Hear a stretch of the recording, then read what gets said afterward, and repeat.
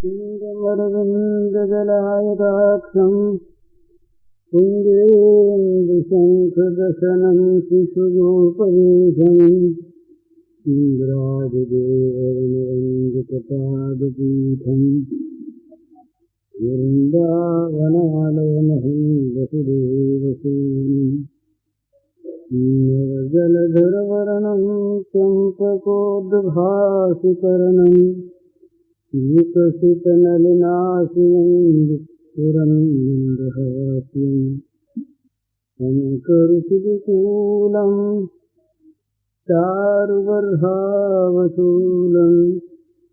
कमपि निखिलसारं श्रीविभूषितकरान्नवनीरदाभात् पीताम्बरागरुणबिम्बफलाधरोत्थात् पूर्णेन्दुसुन्दरमुखादरविन्दनेत्रात् कृष्णात् परं किमपि तत्त्वविहीनो।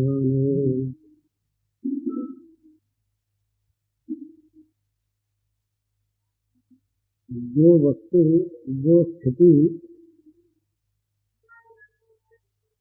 बदलने वाली होती है वो स्वाभाविक ही सदा सम नहीं रह सकती।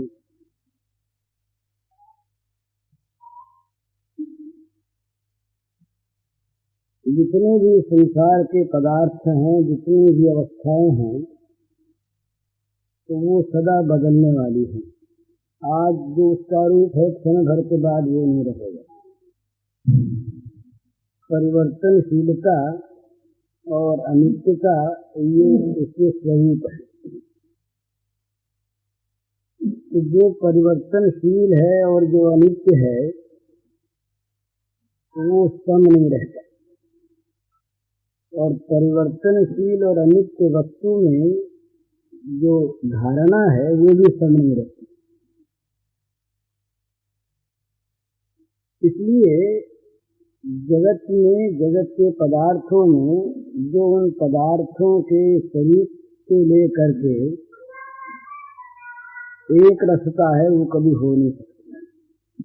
वो भगवान में, भगवान आत्मा वो नित्य एक रस है, सम है। लेकिन जगत में तमाम विषमता है। विषमता को लेकर के जगत बना है। जब महाप्रलय होता है उस समय प्रकृति साम्यावस्था को प्राप्त हो जाती है, तो जगत रहता नहीं। जहाँ प्रकृति में क्षोभ होकर विषमता आती है, भगवान के संकल्प से जब प्रकृति देवी भगवान के संकल्प का गर्भ धारण करती है तब विक्षोभ होता है। और उस विक्षोभ से, विषमता से जगत की उत्पत्ति होती है। तो जगत की उत्पत्ति ही विषमता से है, तो जगत में विषमता रहेगी। जहाँ विषमता है वहाँ विषमता में समता देखने पर तो भले ही सुख शांति मिले, और विषमता को मिटा कर या अपने अनुकूल बनाकर सुख शांति प्राप्त करना चाहें तो ये संभव नहीं। तो इस जगत में जो विषमता है, जगत के पदार्थों में जो परिवर्तनशीलता है, ये इनका स्वभाव है। और स्वभाव का अर्थ ये वो बदलता नहीं। उनका अपना भाव है, वो बदलता नहीं। इसलिए ये परिवर्तनशील जितने पदार्थ हैं ये सबको समभाव से सदा एक की अनुभूति नहीं कराते। कभी सुख होता है, कभी दुख होता है। और ये जितने भी सुख दुख हैं ये एक दूसरे के विरोधी हैं और सदा रहते हैं। जब तक ये विषमता पूर्ण जगत है तब तक द्वंद्वात्मक सुख दुखादि रहेंगे। सुख के साथ लगा हुआ दुख, लाभ में हानि, जय के साथ पराजय, शीत के साथ उष्ण, रात्रि के साथ दिन, ये जो द्वंद्व है ये द्वंद्व लगा रहेगा और इस द्वंद्व को लेकर अनुकूलता प्रतिकूलता के कारण जो सुख दुख हैं वे रहेंगे। तो भगवान ने कहा सुख दुख संगत जो द्वंद्व हैं, द्वंद्वेर दूता सुख दुख संगैर गच्छन्त मूढ़ा पद्मजयं तत्। भगवान के अव्यय पद को जो प्राप्त होते हैं, अविनाशी परम पद को, वो सुख दुखात्मक ये जो द्वंद्व हैं सुख दुख नामक, इनसे छूट जाते हैं। इनसे छूटने पर ही भगवान को प्राप्त होते हैं। सुख दुखादि जो द्वंद्व हैं, ये द्वंद्व न तो स्वयं एक से हैं और न सबके मन एक से हैं। एक ही काल में एक ही चीज किसी को अनुकूल होती है, किसी को प्रतिकूल होती है। वो चीज भी जैसी आज है कल नहीं रहती। तो वस्तु बदलने वाली है, वस्तु की अनुभूति लोगों को है वो अलग अलग है। तो वो सारा का सारा कल्पना को लेकर के हम लोगों ने सुख दुख की एक कल्पना कर रखी है। अमुक स्थिति का नाम सुख है, अमुक स्थिति का नाम दुख है। वो उसका एक नाम रख लिया है। अब जिसको सुख दुख उन स्थितियों को लेकर नहीं भी होते हैं, उनमें भी उन स्थितियों में सुख दुख मानने वाले आदमी सुख दुख की कल्पना करते हैं। कहते हैं बेचारा देखो बड़ा दुखी हो गया, बड़ा दुखी है। उसको कहते हैं कि आप तो इस बार बड़े दुखी रहे, बड़ी तकलीफ आपने पाई, आपका ये नुकसान हो गया, आपका आप बीमार रहे, आपका लड़का मर गया, बड़े दुख के आप बड़े दुखी हो गए। तो उसके मन में चाहे सुख दुख न हो उन स्थितियों को लेकर, पर जिनके मन में उन स्थितियों में सुख दुख की कल्पना है, वे सब जगह सुख दुख देखते हैं।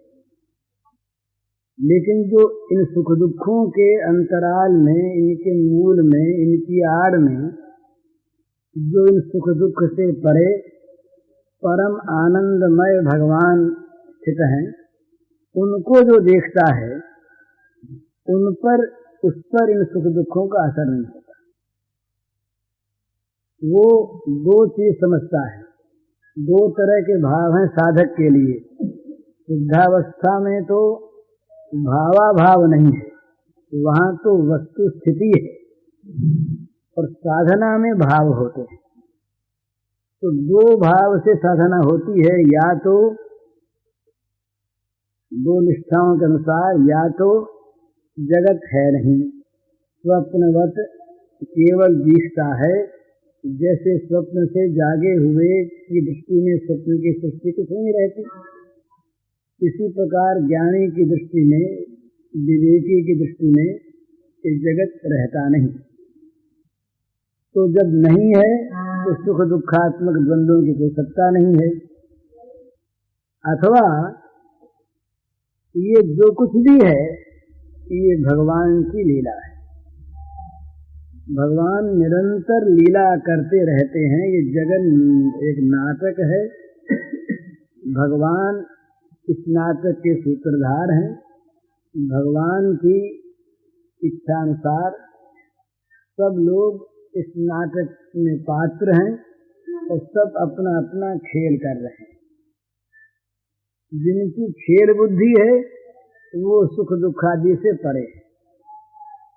जिनकी खेल बुद्धि, लीला बुद्धि न होकर सद्बुद्धि है संसार में, तो वे सुखी दुखी होते हैं। तो जो भगवान की लीला समझ लेते हैं इसको, वे सुखी दुखी नहीं होते संसार के इन परिवर्तनों को देखकर। वे संसार के सुखों की तो इच्छा ही नहीं करते, और संसार के दुखों से उनको उद्वेग नहीं होता। दुखेषु उद्विग्न मनाः सुखेषु विगत स्पृह। दुखों में तो उनके मन में उद्वेग नहीं, तो दुख तो आते हैं ना, दुखों को कोई बुलाता नहीं, इसलिए वहां स्पृहा न करने की बात नहीं है। और सुख की आदमी स्पृहा करता है, आवे। तो वो जो लोग हैं वे सुखों की तो स्पृहा ही नहीं करते और दुखों के आने पर उद्विग्न नहीं होते, क्योंकि वो सुख दुख दोनों में ही भगवान की लीला का अनुभव करते हैं। अब लीला में, वेश में, स्वांग में, चाहे कोई कैसा ही वेश धर करके आवे, जब आदमी किसी चीज को खेल के रूप में ठीक देखता है तो खेल खेलने वाले की वो अभिनय चातुरी को देखकर प्रसन्न बहुत होता है कि देखो ऐसा इसने अभिनय किया, जिस अभिनय में सबको रुला दिया, सबको हंसा दिया, सबको खिजा दिया। इस प्रकार का वो कला का उसने विकास किया कि जिसमें जहां जो बात ठीक वैसी ही दिखी। लेकिन देखो ना कितनी सुंदर इसकी कला है, कैसी अच्छी ये कला जानता है, कैसा अच्छा ये निपुण है खेलने वाला। तो चाहे वो बीभत्स क्रिया हो, खेल जो है वो कहीं बड़ा बीभत्स हो, बड़ा वो रौद्र हो, बड़ा भयानक हो, पर भयानक बीभत्स में भी वो देखेगा उस खेलने वाले की चातुरी को कि कितना बढ़िया खेल खेलता है, उसकी चातुरी देखकर प्रसन्न होगा, उस बीभत्स से भयानक से डरेगा नहीं, क्योंकि उसको वो लीला मानता है। और फिर उस लीलामय की ओर, उस कलाकार की ओर उसकी दृष्टि जाती है कि देखो कितनी सुंदर कला में ये निपुण है, कैसी अच्छी कला करता है। शिशिर बाबू ने तो ग्रंथ लिखा है काला चांद गीता बंगला में, उसके प्रारंभ में ही उन्होंने ये संसार के जीवों के सौंदर्य माधुर्य का, इनकी सब कलाओं का वर्णन करके कहा कि भाई जो इस प्रकार रच सकता है वो रचने वाला कैसा होगा। कोयल में जिसमें ऐसी सुंदर मीठी वाणी, मीठा शब्द भरा, फूलों में जिसमें कितने बढ़िया बढ़िया गंध भरे, सूर्य में जिसने कैसा प्रचंड प्रकाश दिया, चंद्रमा में कैसी शीतलता दी, बच्चों को देख के ही मन मोहित हो जाता है, उनमें एक स्वभाव सुलभ सौंदर्य दिया। माता पिता के हृदय में, पति पत्नी के हृदय में, मित्र मित्र के हृदय में विचित्र विचित्र विभिन्न भावों के जिसने प्रेम का प्रादुर्भाव किया, वो इन सब कलाओं का जो निर्माता है वो कितना कलापूर्ण होगा, कितना सुंदर होगा, उसी को लेकर फिर वो आगे चलते हैं और श्री कृष्ण में इन सारी कलाओं की परिणति वो दिखाते हैं। तो जब इसमें हमारी बुद्धि ये हो जाएगी कि ये लीला है, तो उसके बाद सुख में भी, दुख में भी, जीवन में भी, मृत्यु में भी, हानि में भी, लाभ में भी, हम हानि में हानि के स्वांग को देखेंगे और लाभ में लाभ के स्वांग को देखेंगे। जीवन में और मृत्यु में भी स्वांग को देखेंगे।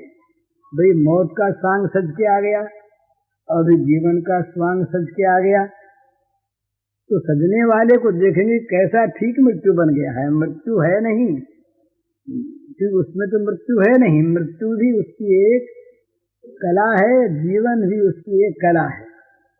तो उसकी ओर जब दृष्टि हमारी रहेगी तो ये द्वंद्वादि जितने भी द्वंद्व हैं, ये सुख दुख आदि, इनका फिर हम पर असर नहीं होगा। इनका असर नहीं होगा तो विशेष बात और क्या होगी, इन सुख दुखों को लेकर जो पाप संताप होते हैं वो नहीं रहेंगे। जब इन सुख दुखों को हम सुख दुख मानकर इन दुखों को हटाना चाहते हैं और इन सुखों को प्राप्त करना चाहते हैं, और चूंकि ये सुख दुख हम पर बहुत ज्यादा असर डाले हुए हैं, तो इन सुख दुखों को प्राप्त करने और हटाने में जो भी उपाय हमारे सामने आता है, जो भी कोई बताता है, हम व्यग्र हुए उसी उपाय में लग जाते हैं, चाहे उपाय अच्छा न हो उसी का नाम पाप है। तो इन सुख दुखादि में जब हमारा मन आसक्त रहेगा, इन दुखों का और इन सुखों का जब हमारे मन पर असर रहेगा, तो इन सुख दुखादि के प्राप्त करने और हटाने के लिए ही हम रात दिन यत्नवान रहें। इन्हीं में ये दुख ना आवे, ये सुख आ जाए, जो आ गए हैं उनकी रक्षा हो और बढ़ते रहें। ये स्वाभाविक ये होगा, जगत में जो कुछ भी हमारे प्रतिकूल है वो ना आए, और अनुकूल जो हमें प्राप्त है वो बना रहे और भी बढ़ता रहे। बस यही सब की कामना रहती है। जो भोग परायण मनुष्य हम लोग हैं, कामोपभोग परमायतावत निश्चिता, वो अनिश्चित विभ्रांता मोह जाल समावर्ता प्रसक्ता काम भोगेशु पतंति नरकेशु चौ चिंतन प्रमेयांच पर्यंतोपाशता। इस प्रकार रात दिन उसी चिंता में हम लोग लगे रहेंगे। उस चिंता में रहने पर क्या होगा? कामना दुश्चिंता ये विवेक को हर लेती है। उस समय जो भी उपाय सामने दिखता है भाई यही करो, उस समय दृष्टि रहती है केवल उस वस्तु पर, कैसे भी वो मिले, वो जो प्राप्त करना हम चाहते हैं उस वस्तु को, उसके प्राप्त करने का चाहे साधन वैध हो या अवैध हो, निषिद्ध हो या वैध हो, हम उसको नहीं देखते, हम प्राप्त करना चाहते हैं और रात दिन चिंतित रहते हैं। और वो नया नया जो निषिद्धाचरण बन जाता है, उससे जो फल उत्पन्न होता है नए संताप का, उससे घिर जाते हैं, फिर उसको मिटाना चाहते हैं।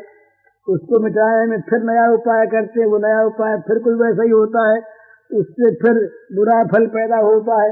इस प्रकार चिंता में प्रलयांत प्रलयांतांग उपाश्रिता, मृत्यु के अंतिम क्षण तक हम अपार चिंताओं से घिरे रहते हैं और मरने के बाद भी पतंति नरकेषु चौ, असुचि नरकों में हम पड़ते हैं। तो ये इन सुख दुखादि द्वंद्वों में आसक्त रहने के कारण ही ऐसा होता है। इन सुख दुखों को भगवान की लीला मान लें। ये जो कुछ भी हो रहा है यहाँ, और असल में यही बात है, आत्मा पर वस्तुतः इनका कोई असर नहीं है। जब तक आत्मा ये प्रकृति के साथ संयुक्त है, तभी तक आत्मा में सुख दुखादि जन्म मृत्यु आदि की धारणा होती है, छूटता नहीं। पुरुष प्रकृतिस्थो ही भुक्ते प्रकृतिजान गुणान कारणम गुण संगोष्य सद सद योनि जन्मसु। बुरी भली योनियों में जन्म इसीलिए होता है, होता हुआ दिखता है कि जब तक ये पुरुष प्रकृतिस्थ है, जब तक इन द्वंद्वों से घिरा है, जब तक सांसारिक हानिलाभ ही उसके सामने है, जब तक उसकी भोग दृष्टि है, जब तक वो विषयासक्त है, तब तक ये स्थिति उसकी रहेगी ही। सुख दुखादि उसको व्यापेंगे ही, अनुकूल प्रतिकूल भोग आवेंगे ही, अच्छी बुरी योनि में उसका जन्म होगा ही। परंतु वास्तव में आत्मा पर कोई असर नहीं होता, आत्मा निर्लेप है। तो आत्मा यदि अपने आत्म तत्व को देख ले और आत्मा यदि उस प्रकार से भगवान के अंतरत्व में आ जाए, तो फिर भगवान की लीला जब देखने लगेगा तब उसको नया नया आनंद आवेगा, नई नई लीला दिखेगी ना। संसार में नित्य नई लीला होती है और उस लीला में विभिन्न रसों का प्रादुर्भाव होता है, कभी बड़ा भयानक है, कभी बड़ा सुंदर है। उन लीलाओं में वो देखेगा कि देखें ये कैसा बन के आया। भगवान ने कहा कि जितने भी हरण करने वाले, छीनने वाले सब कुछ, तुम छीनने वालों में सबसे बड़ी मृत्यु है जो सब कुछ छीन लेती है। तो भगवान ने कहा मृत्यु में मृत्यु सर्वहरश्चाहम, मैं वो मृत्यु हूं। तो मृत्यु में भी जब वो भगवान को देखेगा तो मृत्यु से अधिक भीषण तो कोई वस्तु है नहीं। उसकी दृष्टि में फिर भगवान की प्रधानता रहेगी, संसार की नहीं। और संसार फिर प्रधान न रह करके भी सुखमय हो जाएगा। संसार के दो ही रूप हैं, जहाँ संसार भगवान से रहित है वहाँ वो दुखालय है, दुखालय में शाश्वत। और जहाँ संसार भगवान से भरा है वहाँ दुख लेश शून्य है, स्थिति कुछ भी। तो हम लोग जो निरंतर दुखी रहते हैं उसका कारण यही है कि हम लोग संसार को भगवान से रहित भोगमय देखते हैं। भोगमय संसार दुखी है और भगवानमय संसार सुखी है। वहाँ दुख लेश नहीं, क्योंकि दुख में आ नहीं सकता। जैसे प्रकाश में अंधकार नहीं आ सकता, इसी प्रकार भगवान जो आत्यंतिक सुखमय है, आनंदमय है, उनमें दुख नहीं आ सकता। उनमें दुख की तो बात क्या है, द्वंद वाला सुख भी नहीं आता। उनमें जो सुख है वो सुख तो नित्य है, अनंत है, सत्य है, सनातन है, शाश्वत है। ऐसा जो सुख है आत्यंतिक वो रहता है। तो भगवान जहाँ जगत में भरे हैं वहाँ जगत में कहीं पर भी किसी अवस्था में भी दुख है ही नहीं, केवल आनंद है, केवल सुख है। वो सुख है वो सत है, वो सुख चेतन है, वो सुख भगवत स्वरूप है। और जहाँ संसार में हम केवल भोग देखते हैं और भोगों में ही सुख दुख की कल्पना करते हैं, भोगों में ही हम हानि लाभ देखते हैं, वहाँ दुख ही दुख है, वहाँ सुख आ नहीं सकता। तो मनुष्य जो दुखी रहता है ना, ये दुख कोई बाहर से नहीं आता है। उसी दुख को आदमी लीला समझ के सुख के रूप में पलट दे सकता है। उसी दुख से आदमी अपने को अलग करके दृष्टा बनकर उस दुख से छूट सकता है। दृष्टा बना तो छूटा, माया समझा तो छूटा, लीला समझी तो छूटा। लेकिन उस दुख को जब अपने ऊपर मानता है, मैं दुखी हूं ऐसा मानता है, तो संतप्त होता है। वो संताप कभी मिटने का है नहीं। क्यों नहीं मिटने का? कि ये जो जगत की अभावमयता है, अपूर्णता है, अनित्यता है, ये तो सदा बनी रहेगी, इसका स्वरूप है। जो स्वरूप है वो कैसे मिटेगा? अंधकार प्रकाश कैसे कर देगा? अंधकार में अंधकार ही है, वहां प्रकाश है नहीं। अग्नि शीतलता कैसे पैदा कर देगी? अग्नि में दाहिका शक्ति ही अग्नि है। तो दाहिका शक्ति युक्त जो अग्नि है उसको हम कहें कि वो शीतलता दे देगी, कैसे दे देगी? है ही नहीं। इसी प्रकार संसार के अनित्य अपूर्ण जो भोग हैं ये हमको सुख दे देंगे, ये संभव ही नहीं, क्योंकि है ही नहीं। तो जो वस्तु जहाँ नहीं है वहाँ उसको खोजने जाना ही मूर्खता। इसी को शास्त्रकारों ने मृग तृष्णा कहा है अपने। जैसे वो उत्तप्त बालू में वो सूर्य की किरणों से पड़ी हुई लहरों को देखकर हरिण पानी समझते हैं और उसमें उस पानी से प्यास बुझाना चाहते हैं, वो प्यास बुझती नहीं, उल्टा जल जाते हैं। इसी प्रकार भोगों में सुख की आशा जो है इसको मृग तृष्णा कहा है। मृग तृष्णा मृग को दूर से दिखाई देता है लहराता हुआ समुद्र का, दूर से मालूम होता है जल लहरा रहा है।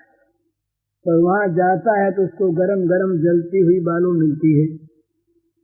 मृग तृष्णा कभी उसको वहां शांति होगी नहीं, कभी उसकी तृप्ति होगी नहीं, कभी उसको शीतलता मिलेगी नहीं, सुख मिलेगा ही नहीं, क्योंकि है नहीं। तो भगवान से रहित जितने भी विषय भोग हैं, जितने पदार्थ हैं, जितनी स्थितियां हैं, जितनी अवस्थाएं हैं, जहां जो कुछ भी है, उन सब में दुख है।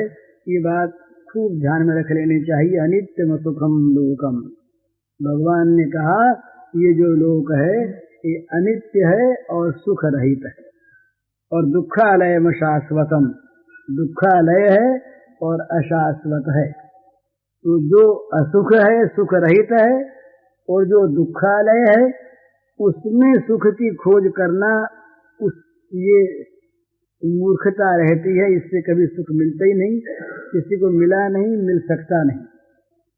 उसके अंदर जो भरा हुआ एक नित्य पदार्थ है, जिसके आधार पर ये सब टिका हुआ है, जिसकी दृष्टि से ये सब दिखता है, वो जो मूल तत्व वस्तु है वो नित्य है, सत्य है, सनातन है, और वो सुखमय है।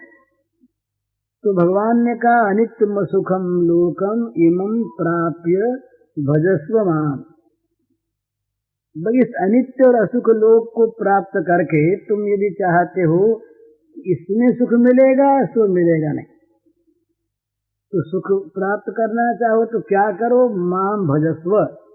इसी श्लोक में कहा माम भजस्व, मुझको भजो, जो अनित्य नहीं है और सुख रूप है, जो नित्य है और सुखमय है भगवान, उसको भजो।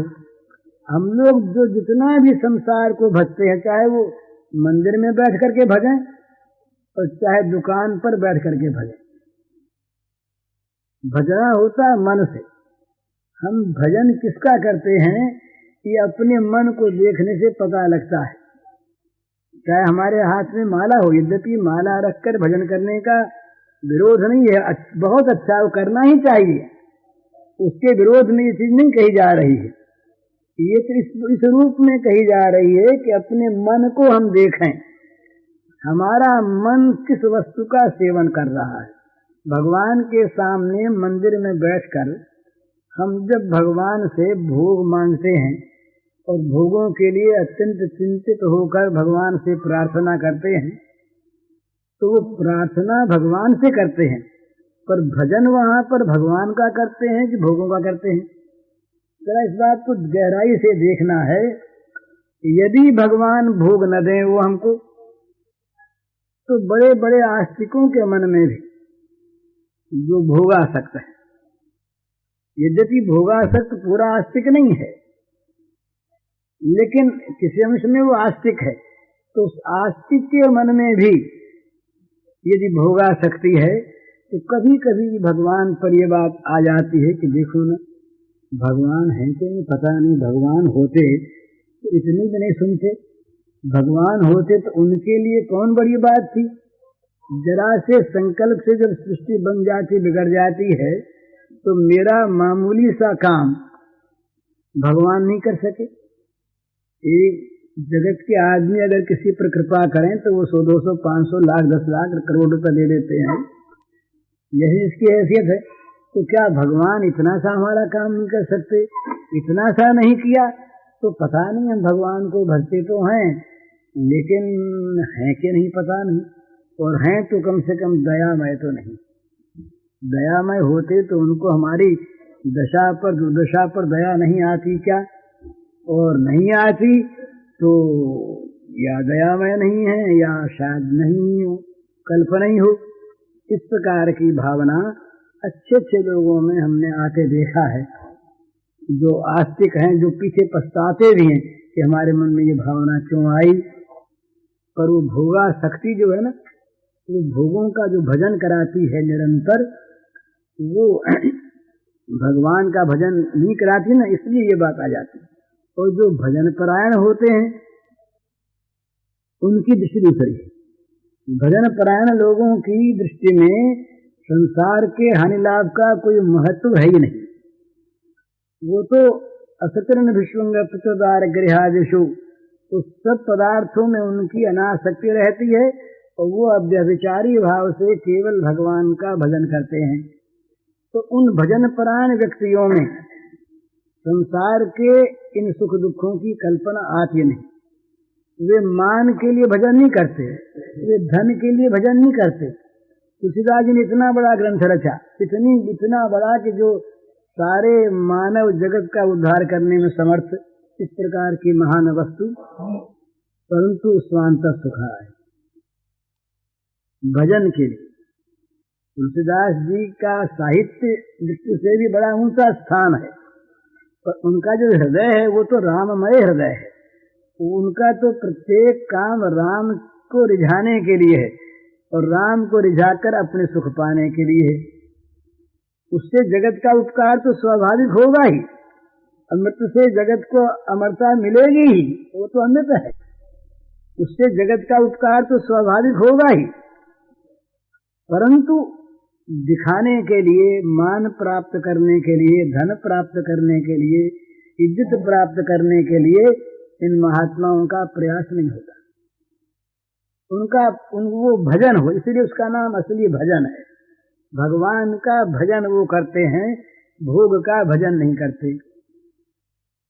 ये बड़ा अंतर है। भोग का भजन जो है वहां पर न मालूम, भोग तो सभी है ना, यश भी भोग है, कीर्ति भी भोग है, मान भी भोग है, धन इत्यादि तो प्रत्यक्ष स्थूल भोग है ही।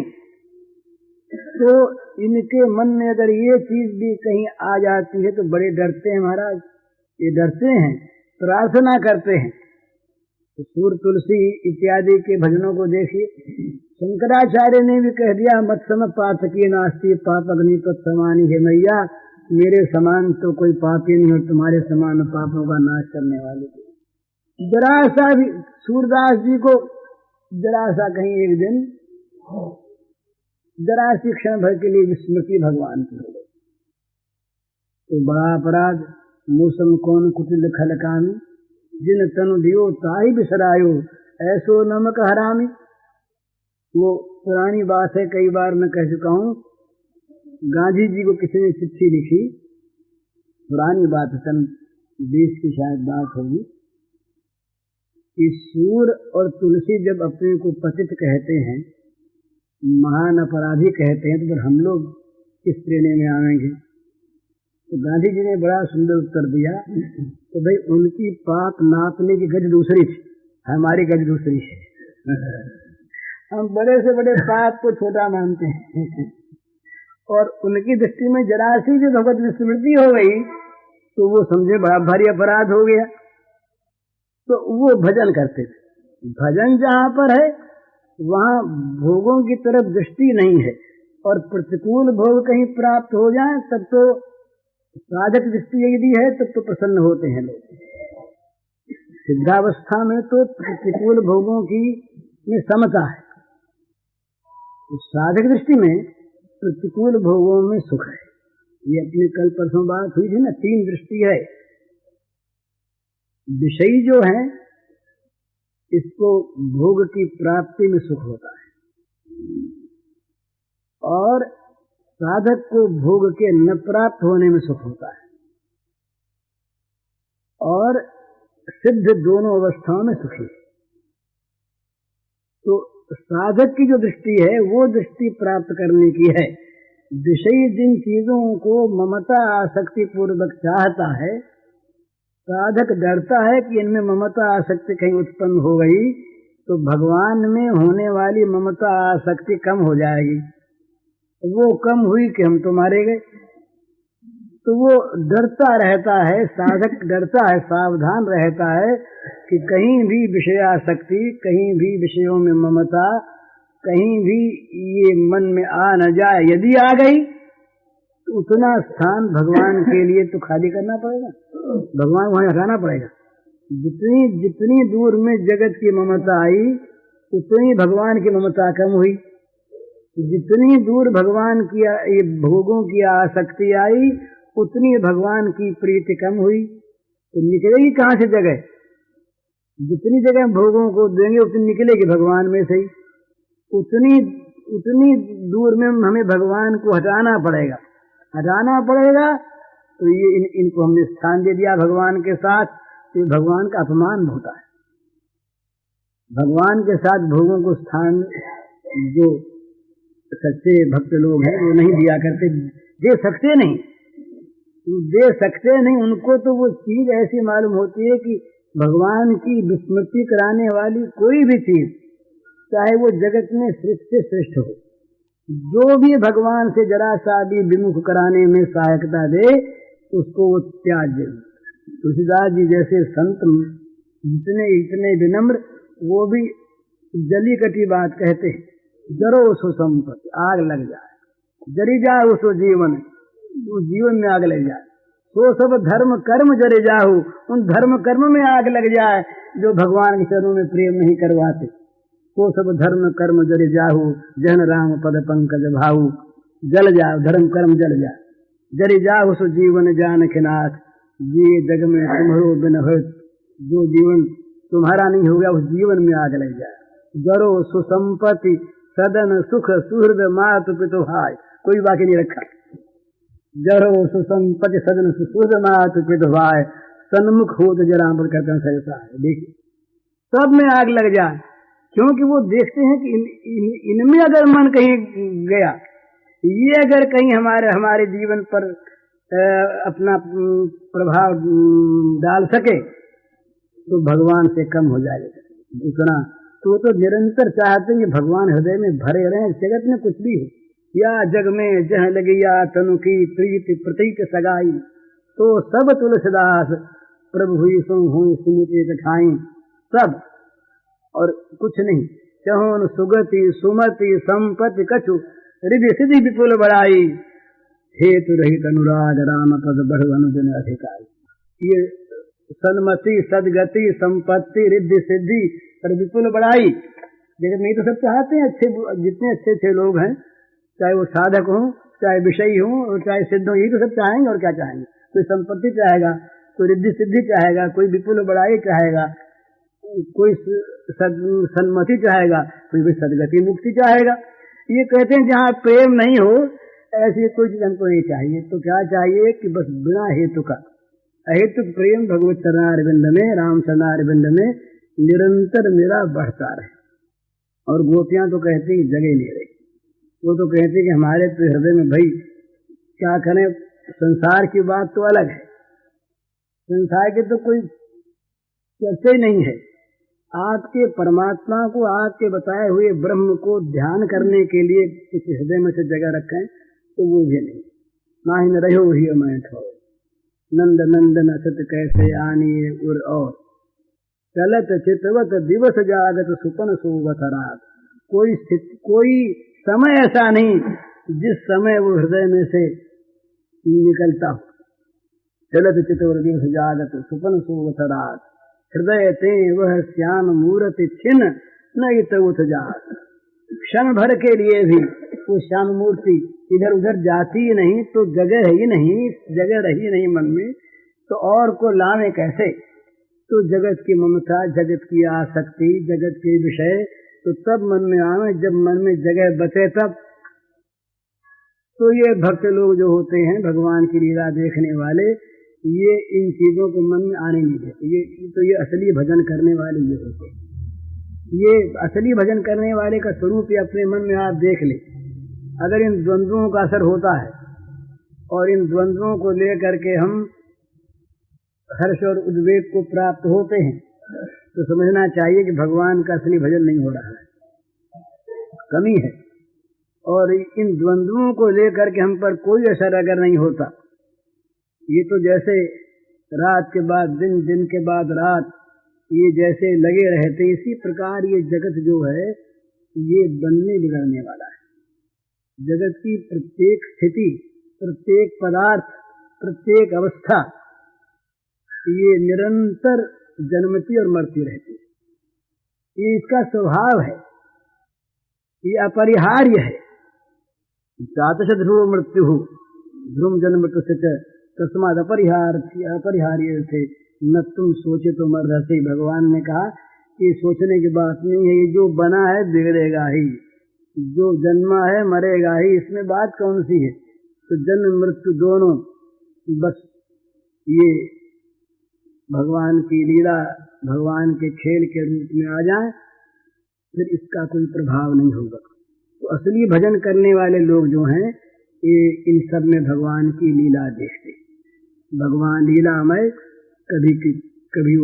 कभी महाप्रलय के रूप में आते हैं, कभी सुंदर सृजन के रूप में आते हैं, तो कभी बड़ा सुंदर फूल खिलता है ना, देख करके कली को देख करके चित्त खींचता है, तो मुरझा के गिर जाता है, नीचे सूख जाता है, वही फूल की जैसे दोनों गति होती है, इसी प्रकार जगत में प्रत्येक पदार्थ की जो सृष्ट है, जो बना है, वो बिगड़ेगा ही, वो नष्ट होगा ही।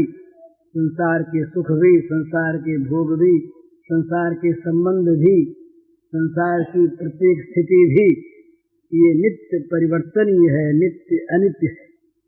तो इसलिए ये नित्य अनित्य जो स्थिति है, इसको स्वांग ऐसा नहीं रहता हमेशा, स्वांग बदलने वाले होते, स्वरूप एक सा रहता है। जो स्वरूप है वो तो एक सा है, वो जिस समय अभिनेता राजा बनता है उस समय भी वो स्वरूप तो वही है जो था, और जिस समय वो नौकर बनता है उस समय स्वरूप तो वही है जो था। तो स्वरूप उसका नहीं बदलता, स्वांग बदलता है। स्वरूप में जो स्थित है, स्वांग में नहीं, वो ठीक है। और कहीं स्वांग को रूप मान लिया, वो फंस गया। पुरुष प्रकृतिस्थो ही, पुरुष का प्रकृतिस्थ होना क्या है? स्वांग को अपना रूप मान लेना। तो स्वांग बदलता रहेगा, जब बदलेगा तो समझेगा मैं बदला, दुख आया समझेगा मेरे पर आया, सुख आया समझेगा मेरे पर आया। तो खेलता खेलता आदमी पागल हो जाए नाटक में, तो उसकी क्या गति होगी? तो चीज तो उसकी होगी नहीं, वो वस्तु उसकी बनेगी नहीं, वो मेरी है और ये तेरी है कह करके लड़ता रहेगा। वो पागल लोग कहेंगे देखो आया था खेलने के लिए और खेलता खेलते तो असली मान बैठा और अपनी चीज तो इस चीज को घर ले जाने लगा। चोर है, बदमाश है, पागल है, कौन मानने देगा? पर वो मानेगा, उसको सुखी दुखी होगा। यही हालत पुरुष प्रकृति जान गुणान, ये तो यही अंतर है हमारे में और जो भगवान के पार्षद या भगवान आते हैं उनमें ही अंतर है। वो खेल में आकर खेल को खेल ही मानते रहते और हम खेल में आकर के असली मान लेते हैं। इसलिए असली तो है नहीं, तो सुख दुख आदि होता है, लाभ हानि होती है, जीवन मरण होता है, शुभाशुभ गति की प्राप्ति होती है। तो इसलिए ये अनित्य और असत, ये असत जो जगत है, इसमें या तो असत बुद्धि करे और या इसमें लीला बुद्धि करे। तो ये परिवर्तनशील जगत लीला बुद्धि होने पर तो नित्य नए रूप में अभिनय दिखलाने वाला नाटक होगा, बड़ा सुंदर होगा। नाटक देखो और नाटक में अपना स्वांग भी भरते रहो। जो अपना स्वांग आया भर लिया, फिर देखते रहे। और अपने स्वांग को भी आप देखता है आदमी, जिस समय खेलता है उस समय दो चीज साथ चलती है। स्थूल में तो उसका बाहरी अभिनय चलता है, तो सूक्ष्म भाव में तो निरंतर सावधान रहता है कहीं खेल बिगड़ तो नहीं रहा है। कहीं एक्टिंग में कोई ऐसी गलती न हो जाए कि जहां रोना है वहां जरा सी हंसी आ जाए, बिगड़ गया ना खेल। जहां रोना है, जहां क्रोध का एक्टिंग है, वहां कहीं दूसरी चीज मन आ जाए तो देखने वाले क्या देखेंगे? ठीक खेल खेला है।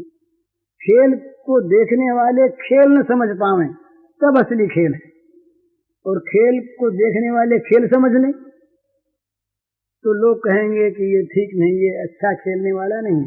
अच्छा खेलने वाला ऐसा खेलता है कि उसको देखने वाले उसको असली समझ लेते। इसी को भगवान ने कहा समाचर तदर्थम कर्म कौन्तेय मुक्त संग समाचर। कर्म करो भली भांति करो, पर आसक्ति को छोड़कर भगवान के लिए करो, ये लीला। और आसक्ति युक्त अपने लिए करें, ये लीला नहीं, ये बंधन। तो कैसे बंधन होगा? ये छूटेगा नहीं। यज्ञ अर्थात कर्मणो नेत्र लोकोयम कर्म बंधन। जो कर्म यज्ञार्थ नहीं होते, भगवदर्थ नहीं होते, वे सारे कर्म बांधने वाले। इसलिए कर्म तो करो और भली भांति करो, पर आसक्ति को छोड़कर तदर्थम उस भगवान के लिए करो, तो कर्म बंधन कारक नहीं है। बंधन कारक जो कर्म नहीं होंगे, बस वही कर्म भगवान की पूजा बन जाएंगे, वही कर्म भगवान के का लीलाभिनय बन जाएंगे। वो कर्म फिर अपने को भी सुखी करने वाले होंगे। वो कर्मों का फिर दृष्टा रहेगा ना। एक तो होता है कर्म में आसक्त होकर कर्ता बनकर, और एक कर्म होता है दृष्टा बनकर। तो दृष्टा केवल अद्वैत वेदांत में नहीं होता है, यहाँ भी होता है। यहाँ कैसे होता है कि मैं भगवान की पूजा कर रहा हूँ। जब अपने स्वकर्मणा तमध्यर्थे होता है ना, प्रत्येक कर्म के द्वारा भगवान की जब पूजा होती है तो प्रत्येक कर्म करने वाला सावधान रहता है कि भगवान की पूजा की जगह कहीं भूख से तो नहीं आ गई। स्वयं खाता है और भगवान की पूजा करता है।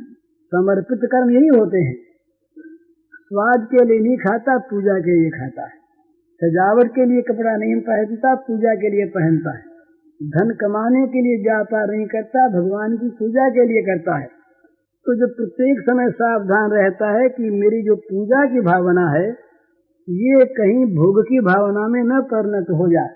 यहाँ भी वो दृष्टा है, यहाँ भी वो दो स्थूल दृष्टि से वो खा रहा है, सूक्ष्म दृष्टि से वो भगवान की पूजा कर रहा है। खाता क्यों है? भगवान की पूजा कर।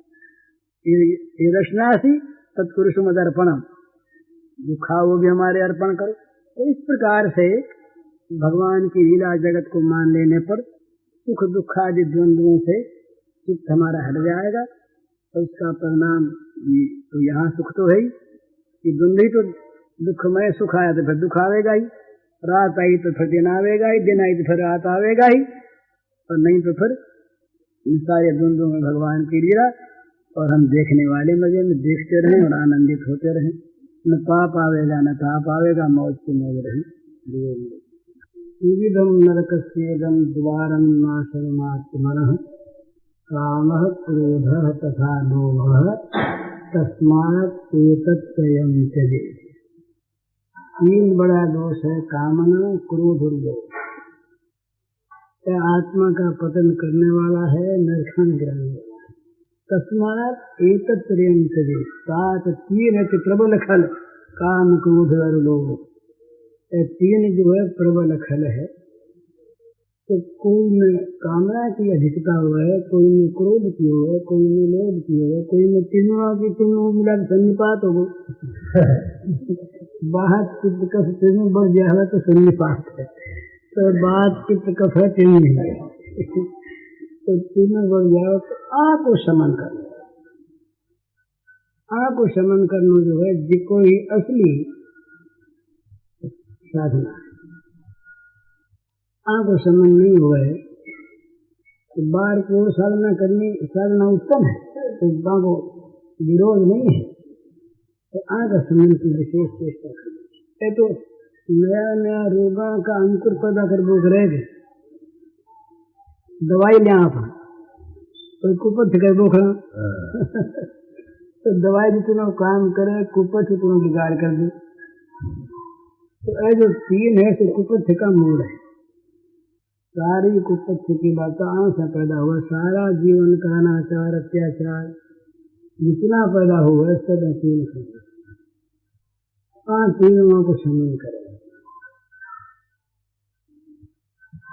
भगवान की कृपा पर, भगवान के बल पर विश्वास कर, और आंखों शमन करें। आपकी तरफ से जानबूझ कर कोई में भी दुख न दे, वो ऐसे तो कोई को करे। आपकी जान भूल सब हो। क्रोध जब आ जाओ तो बाहर नहीं आ जाना। हाँ, वो तो क्रोध के समय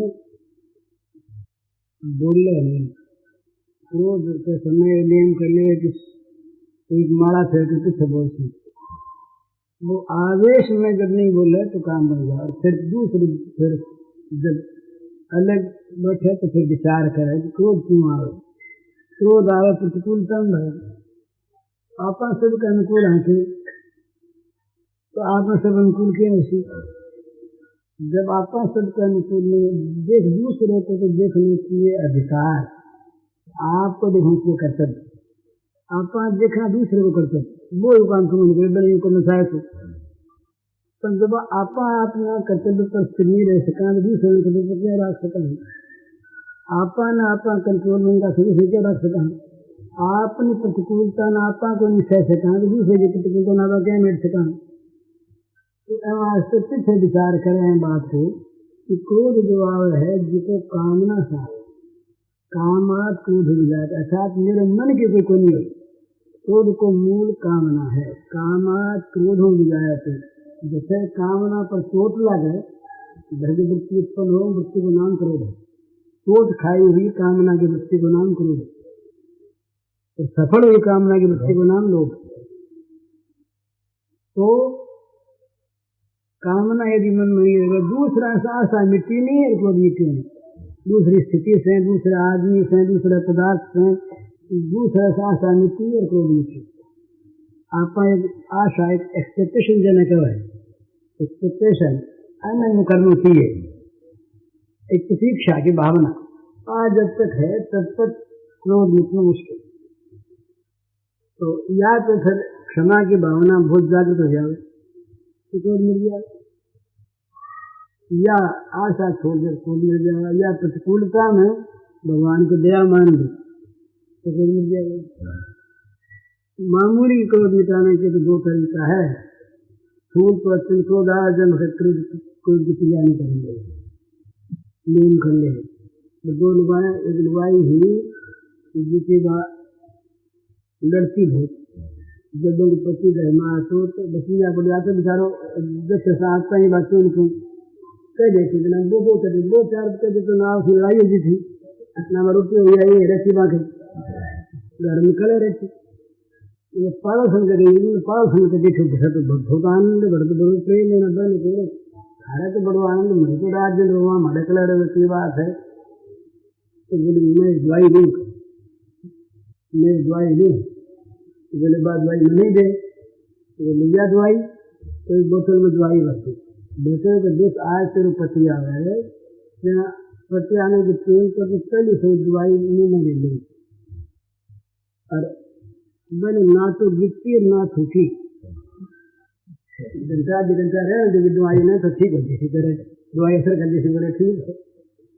तो अब पति आने के पहले अरे बाप दवाई मुंडे में ले ली लेकिन ना गिट ना थूका मुँह भरी ना पति आए आज बची की नहीं बोली बिना वो शांत से बोले आज तो भाई बहुत अच्छी बात आज तो बोली को नहीं।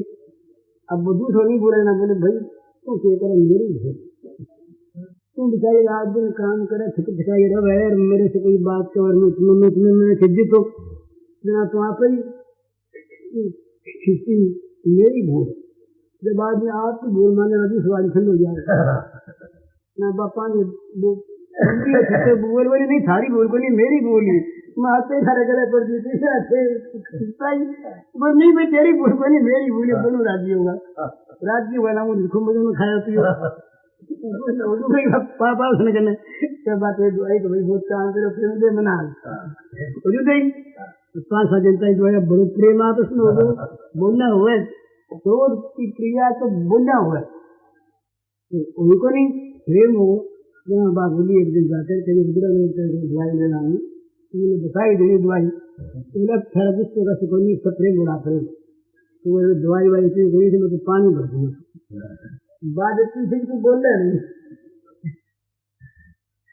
तो ना थूका ना दिखे ना फिर बोलो वही बनी बोले क्या बनी तो न बोल में दवाई बोलनी को नहीं और समझावे भी नहीं कोई ना आपकी बात क्रोध का समय समझा के नहीं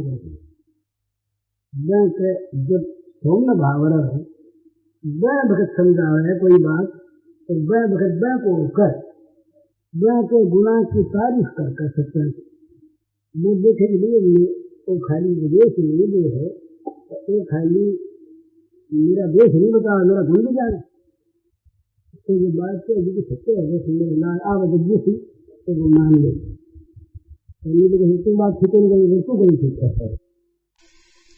पूज्य श्री भाई जी के इस प्रवचन का शीर्षक है सुख दुख आदि द्वंद्वों में माया या लीला देखें। इसका कैसेट संख्या है 92। पूज्य श्री भाई जी ने यह प्रवचन गीता वाटिका गोरखपुर में 12 अक्टूबर 1958 रविवार को दिया था। मदयो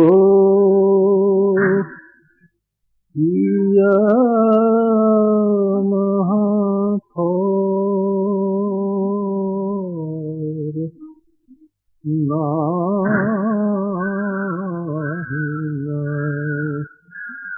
मदयो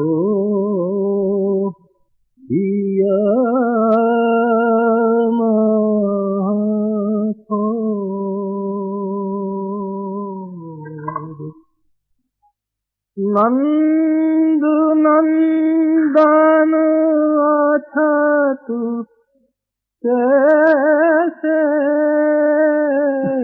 नंद नंदन अच्छा तू कैसे आनिए उर नाही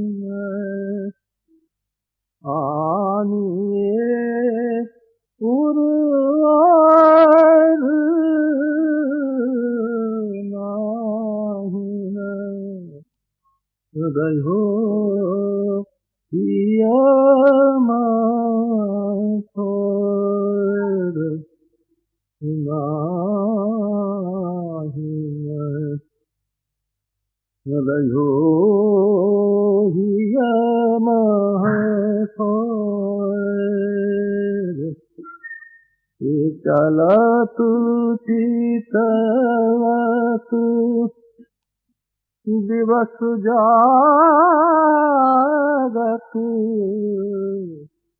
सुपन सोवत रात ये चला तू चितवत दिवस जागत सुपन सोवत आप हृदय ते वह श्याम मूरति हृदय ते वह श्याम मूरति चिनन चित उतु जात नाही चिनन चित उतु जात नाही हृदय हो माथोर नाही हृदय हो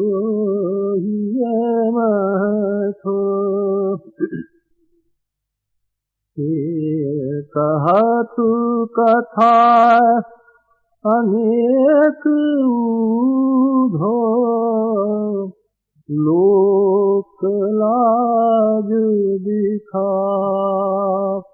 कहा तू कथा अनेक ऊधो लोक लाज दिखाए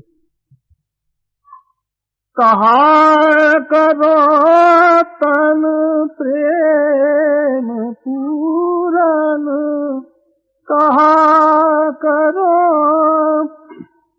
तन प्रेम पूरन घटन सिंधु समात नाही घटन सिंधु समात नाही हो माथोर नाही रहो माथोर श्याम गात सरोज आनन ललित गति मृदुहा श्याम गात सरोज आनन ललित गति मृदुहाय आप सूर ऐसे रूप कारण सूर ऐसे रूप कारण मरत लोचन प्यास नाहिय मरत लोचन प्यास नाहिय रहो हिय महथोर नाहिय रहो हिय महथोर नंद नंदन अछत कैसे नंद नंदन अछत कैसे आनिए उर